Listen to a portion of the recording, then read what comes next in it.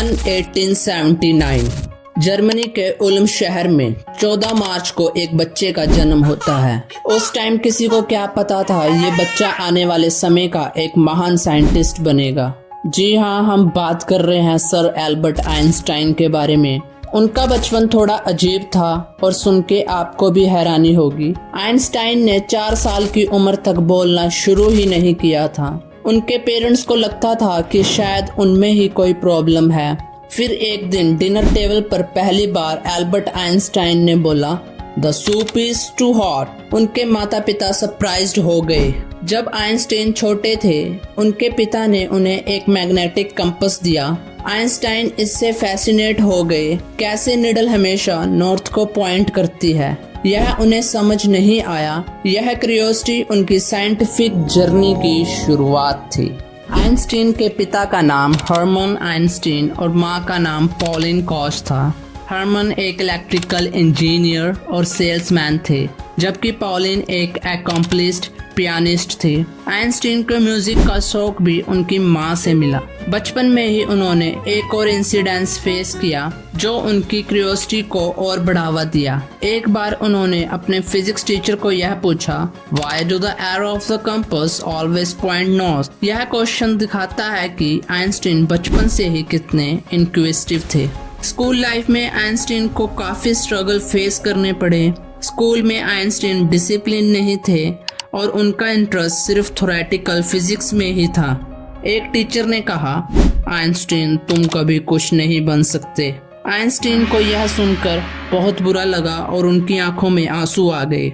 Einstein के uncle Jacob ने उन्हें अलजेब्रा और कैलकुलस सिखाया, मैथमेटिकल पजल दिए, जिसने आइंस्टाइन की क्यूरियोसिटी को फ्यूल दिया।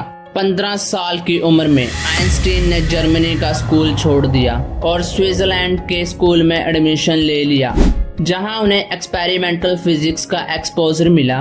वहां उन्होंने अपनी थ्योरेटिकल और प्रैक्टिकल नॉलेज को और इन्हेंस किया। फिर 1896 में उन्होंने ज़ूरिच के स्विस फेडरल पॉलिटेक्निक में एडमिशन लिया और वहां अपनी फ्यूचर वाइफ मिलेवा मेराइस से मिले। मिलेवा उनकी क्लासमेट थी और दोनों काफ़ी क्लोज हो गए।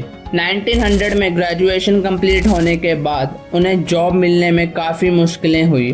फाइनली उन्हें स्विस पेटेंट ऑफिस में एज अ क्लर्क की जॉब मिल ही गई। पेटेंट ऑफिस में काम करते हुए भी उन्होंने अपनी रिसर्च कंटिन्यू रखी। यह उनका डेडिकेशन और पैशन दिखाता है। उन्होंने अपने फ्री टाइम में साइंटिफिक पेपर लिखने शुरू किए। 1903 में आइंस्टाइन ने मिलेवा मेराइस से शादी की। उनके 2 बच्चे हुए, हॉन्स एल्बर्ट और एडवर्ड एल्बर्ट। मिलेवा उन्हें सपोर्ट करती थी और उनके काम में भी हेल्प करती थी।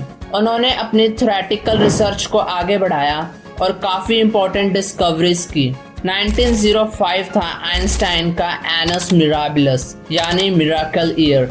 इस साल उन्होंने 4 ग्राउंड ब्रेकिंग पेपर पब्लिश किए। ब्रोनियन मोशन, इसमें उन्होंने एटम और मॉलिक्यूल्स के एग्जिस्टेंस को प्रूव किया।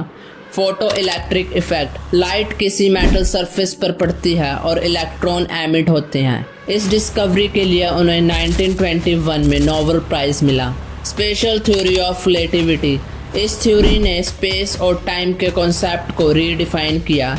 इसमें उनका फेमस इक्वेशन E=mc² आया। मास एनर्जी इक्विवेलेंस, इस थ्योरी में उन्होंने बताया कि कैसे small amount of mass convert होकर huge amount of energy generate करता है। यह थे जो 4 पेपर पब्लिश किए और इन 4 पेपर ने आइंस्टाइन को रातों रात फेमस बना दिया। वह उस सदी के महानतम साइंटिस्टों में से एक गिने जाने लगे। आइंस्टाइन का दबदबा बोलने लगा और यह सब आइंस्टाइन ने स्विस पेटेंट ऑफिस में क्लर्क की जॉब करते हुए लिखे। उन्होंने खुद को टाइम मैनेज करना सिखाया और अपने पैशन को फॉलो किया। आइंस्टाइन ने यह सब डिस्कवरी बिना किसी फॉर्मल एकेडमिक पोजीशन के की थी, जो उनके डेडिकेशन और ब्रिलियंसी को दिखाता है। आइंस्टाइन की पर्सनल लाइफ भी काफ़ी इंटरेस्टिंग थी।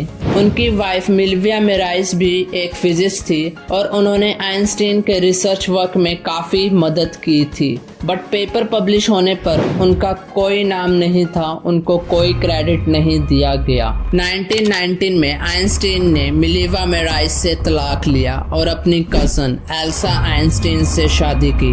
एल्सा आइंस्टीन काफ़ी सपोर्टिव थी। उन्होंने आइंस्टीन की पर्सनल और प्रोफेशनल लाइफ को बैलेंस करने में मदद की। आइंस्टीन काफ़ी इंडिपेंडेंट और फ्री स्पिरिटेड थे, जो उनकी पर्सनल लाइफ में काफ़ी चैलेंजेस लेकर आया। फिर भी उन्होंने अपनी साइंटिफिक जर्नी को कभी रुकने नहीं दिया। 1933 में आइंस्टीन ने जर्मनी छोड़ दिया और अमेरिका शिफ्ट हो गए। प्रिंसटन यूनिवर्सिटी में उन्होंने काफ़ी अरसा बिताया और वहाँ पे इंस्टीट्यूट फॉर एडवांस स्टडी में काम किया। अमेरिका में उन्होंने काफ़ी रिसर्च और टीचिंग की, जो फ्यूचर साइंटिस्ट के लिए इंस्पायरेशन बनी। प्रिंसटन में उन्होंने काफ़ी स्टूडेंट्स को इंस्पायर किया और अपनी थ्योरेटिकल रिसर्च को आगे बढ़ाया। आइंस्टाइन ने वर्ल्ड वॉर 2 में भी अपना कंट्रीब्यूशन दिया, लेकिन उसके बाद उन्हें अपनी गलती महसूस हुई। आइंस्टीन ने यूएस प्रेसिडेंट फ्रैंकलिन डी रॉजवेल्ट को एक लेटर लिखा, जिसमें उन्होंने बताया कि जर्मनी एटम बॉम्ब बना सकता है।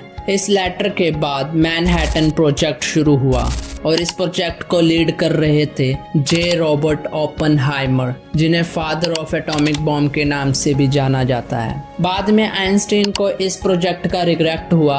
उन्होंने कहा, if I had know that the German would not success in developing an atomic bomb, I would have do nothing. उन्होंने अपनी साइंटिफिक डिस्कवरीज को पीसफुल पर्पस के लिए यूज करना चाहा था। आइंस्टीन का लेगेसी सिर्फ उनकी थ्योरी तक सीमित नहीं है। उन्होंने न्यूक्लियर डिसआर्ममेंट और वर्ल्ड पीस के लिए बहुत काम किया। वर्ल्ड गवर्नमेंट को आइडिया प्रमोट किया। उनकी डेथ के बाद उनका ब्रेन इलीगली निकाला गया रिसर्च के लिए, जिसमें साइंटिस्ट को यह पता लगा कि उनके ब्रेन में अनयूजुअल फॉल्ट काफ़ी ज़्यादा हैं, जो उनकी एक्सपेरिमेंटल और मैथमेटिकल एबिलिटी को एक्सप्लेन करते हैं। 1955 में उनकी डेथ हुई और उनकी रिक्वेस्ट थी कि उनकी बॉडी को क्वाइटली क्रीमेटेड किया जाए। आइंस्टीन की लाइफ और लेगेसी हम सब के लिए एक इंस्पिरेशन है। उन्होंने दुनिया को नया प्रोस्पेक्टिव दिया और साइंटिफिक कम्युनिटी में रेवोल्यूशन लेकर आए। तो दोस्तों, यह थी हमारी आज की वीडियो एल्बर्ट आइंस्टाइन की लाइफ पर। आई होप आपको यह वीडियो अच्छी लगी हो, तो प्लीज़ हमारे चैनल को सब्सक्राइब करें। धन्यवाद और मिलते हैं नेक्स्ट वीडियो में। तब तक के लिए स्टे क्यूरियस।